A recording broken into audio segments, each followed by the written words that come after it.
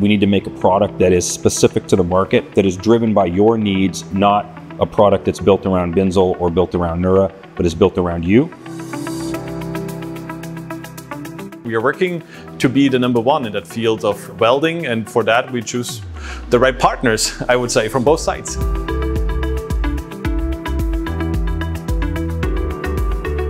From the first day, we both know actually where we are good in. I mean, we are good in robotics.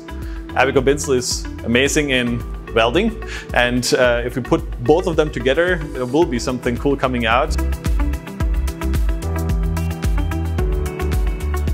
Cobots are different from industrial robots because they are easy to program, they are easy to use, and they are very easy to change. They're much flexible. Golder Manufacturing was struggling with how to cost-effectively manually weld their parts. Wir haben uns am Ende für den iBot entschieden, da dieser für uns die beste Leistung bietet. Einmal die einfache Programmierung und ein sehr robustes Design der Anlage, die sich doch deutlich abhebt von den anderen Produkten, die wir uns angeschaut haben.